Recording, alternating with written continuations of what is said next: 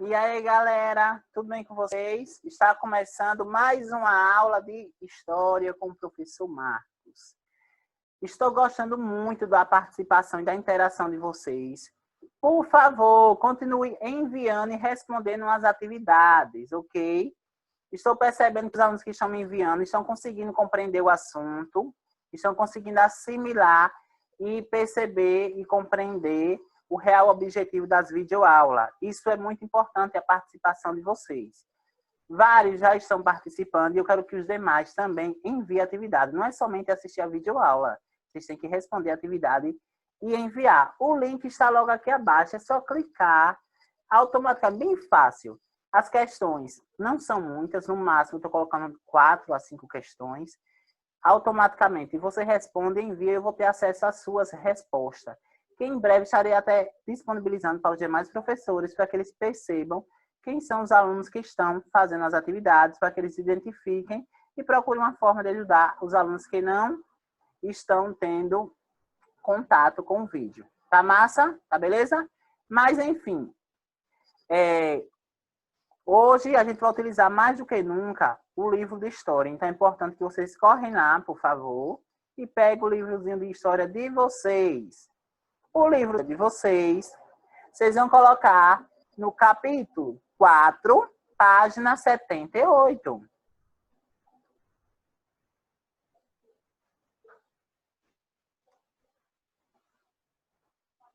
Ok? Capítulo 4, página 78. O lápis, a caneta e a borracha vai precisar dele hoje mais do que nunca. Tá bom? Vamos lá. Nossa mensagem: todos os dias enche o seu peito de alegria e faça a vida valer a pena cada segundo que passa. Uma vez que a gente não sabe o que vai ocorrer amanhã. Então, o que você tem que fazer, você faça hoje. Valorize cada segundo, cada minuto, cada hora de sua vida. E viva sempre com alegria, independentemente da situação a qual nós estamos passando, ou que você está passando no ambiente familiar. Beleza? Amanhã, se você quer fazer algo, já pode tarde. Amanhã, se você quer chupar uma uva, comer uma uva, você não pode porque, né, só Deus sabe. Então, tudo que você tem que fazer, você faça hoje, porque amanhã já pode ser tarde demais. Fazer um bom dia, um oi. Oi, mãe, eu te amo. Custa dizer a sua mãe, a seu pai, a uma pessoa que você gosta, que ama? Não custa, né? Então, a gente tem que aproveitar enquanto as pessoas estão vivas, enquanto as pessoas estão perto de nós. Boa semana, querido. Sou o professor Marcos. E aqui segue o meu e-mail para vocês mandarem suas dúvidas, questionamentos, sugestões. Estou à disposição de todos, tá bom? Via e-mail, tá aqui o meu e-mail. O nosso tema, lembrando que a Revolução Francesa, a gente se dividiu em 3 momentos, não foi isso? A semana passada, essa semana e na próxima. Estou trabalhando na segunda fase. Foram 3 fases. A primeira fase foi a Assembleia Nacional. A segunda fase foi a Convenção Nacional, que é a aula de hoje. E a terceira fase, que vai ser na próxima semana, que é justamente a questão do Diretório Nacional. Beleza? Capítulo 4, páginas 78 a 81. Recapitulando os conteúdos da semana passada, né? Trabalhamos ali como é que estava o contexto da Europa, quais eram as condições dos países, sobretudo da França, o estopim, o que levou à Revolução Francesa, os altos impostos e o descontentamento do terceiro estado. Quem era o terceiro estado mesmo? Camponeses, não é isso? Camponeses, servos, né? Burgueses, né? Da baixa ali, que estavam ali apoiando o terceiro estado. Pessoal, os burgueses são os comerciantes e os pequenos comerciantes. Então, a servidão, lembra que eu falei a escravidão? Muito bem. E as fases, né, da Revolução que eu expliquei, a primeira Assembleia, foi a questão da monarquia constitucional, o que marcou a primeira fase, a criação da primeira Constituição Republicana. Monarquia constitucional significa que vai existir um grupo de pessoas que vai orientar, fiscalizar as ações do rei. A primeira Constituição é um conjunto de leis que vai orientar democraticamente e vai colocar o poder na mão do povo durante a França, na França, na verdade. E os ideais do iluminismo, verdade, igualdade e fraternidade, que vai influenciar a Revolução Francesa. Foi tudo que a gente estudou. E aqui, a segunda fase, que é o de hoje. O que eu quero que vocês entendam desde já? Que a Convenção foi formada por uma maioria de jacobinos, setor que representava a pequena burguesia, e os sansolutes. Além disso, havia os gerondinos, partidos contrários à radicalização do processo revolucionário e defensor das conquistas que prestigiavam os interesses políticos e econômicos da parcela mais abastada da burguesia. Foi a partir de dois grupos, um dos mais exaltados e outro conservador, dos quais herdamos os conceitos políticos de direita e esquerda. Fiz apenas uma leitura básicazinha, mas o que eu quero que você já anote aí. Existiam dois partidos políticos. Na página 79 explica muito bem isso. Dois partidos políticos. Existiam os jacobinos e existiam os girondinos. Primeiro, os jacobinos estavam ligados ao terceiro estado. Era um grupo de pessoas que estavam ligados ao terceiro estado. E os girondinos era um grupo de pessoas que estava ligado ao primeiro estado.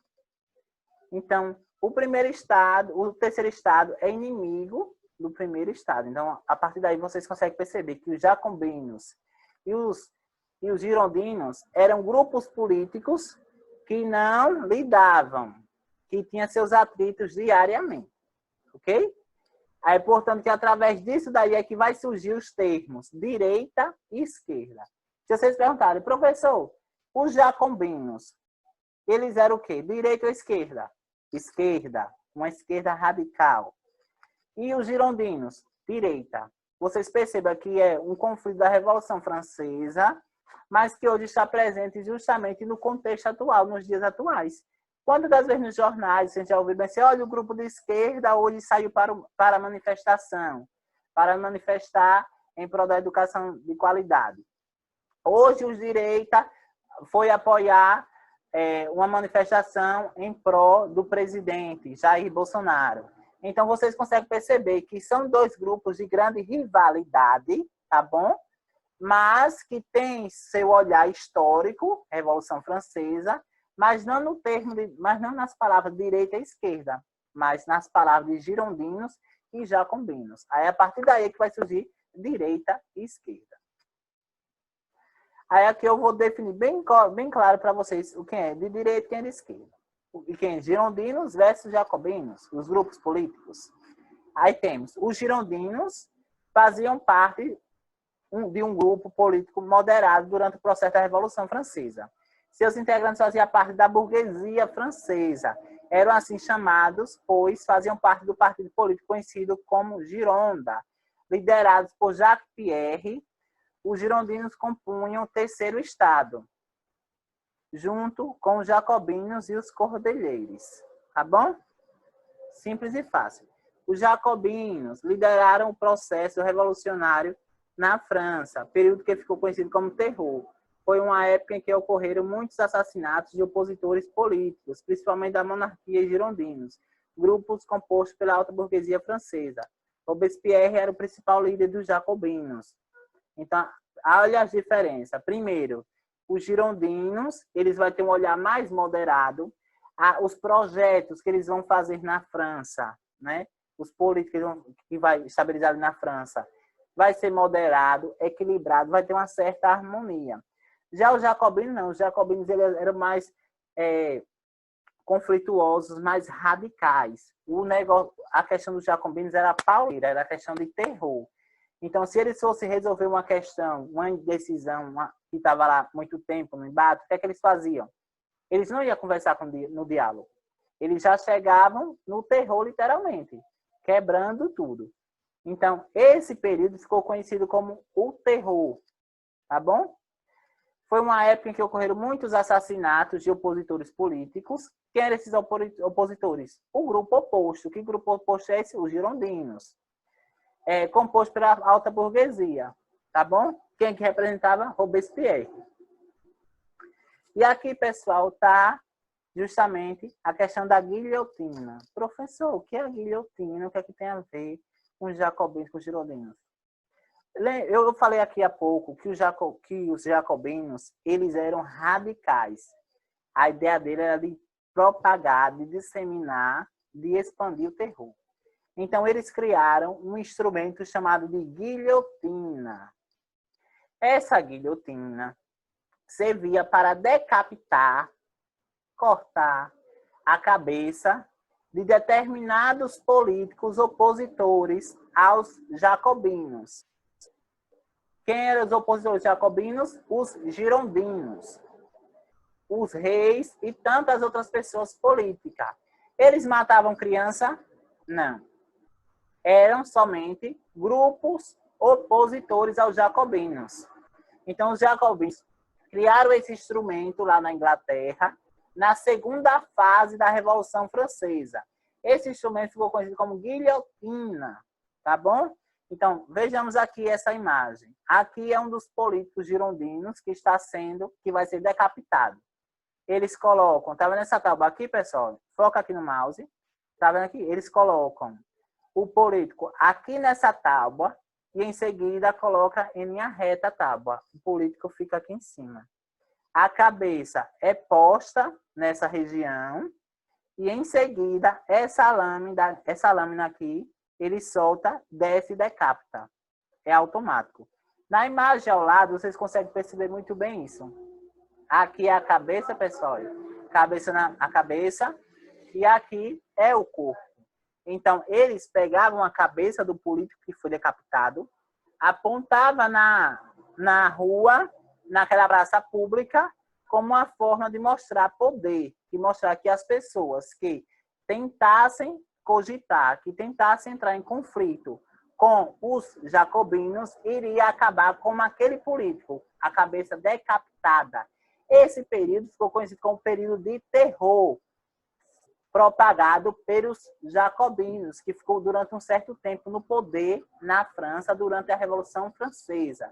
Então, se eu perguntar para vocês, pessoal, o que é que vai marcar a segunda fase da Revolução Francesa, que vai ser chamada de Convenção Nacional? O que vai marcar será o terror propagado pelos jacobinos, tá bom? E também a criação da guilhotina e a rivalidade entre jacobinos e girondinos. Por que essa rivalidade? Porque, ora, um ficava no poder, ora, outro ficava no poder, mas só que eles queriam ficar permanente, para sempre. Então, eles atacavam um a outro, a fim de acabar com aquele grupo e permanecer por mais tempo no poder. Então, esse período aí foi a Revolução Francesa, justamente na segunda fase. É difícil? Não é difícil. O assunto é super fácil. Então, toda vez que vocês perceberam o termo guilhotina, você já sabe. Revolução Francesa, segunda fase, jacobinos. Beleza? Aí, professor, isso durou até a terceira fase. O que é que vai ocorrer na terceira fase?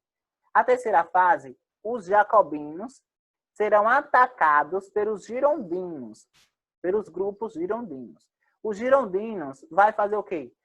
Se os jacobinos instalou na França o terror, os girondinos vai colocar como uma resposta, como uma reação, o período terror branco. Por que, professor, terror branco? Porque a grande maioria dos girondinos eram da burguesia alta, da alta burguesia, e eram brancos. Então, ficou conhecido como terror branco. Esse terror branco vai ser uma resposta ao terror provocado pelos jacobinos. Percebam isso, tá bom? Hoje foi justamente isso. Não tem muita coisa a fazer. Só explicar quem são os jacobinos e quem são os girondinos. Ambos terceiristados, mas que tem uma disputa ali de quem vai ocupar o poder e quais são as medidas que vai ser aprovada. Tem a questão da guilhotina, do terror branco e do terror versus burguesia versus camponeses, versus esquerda versus direita.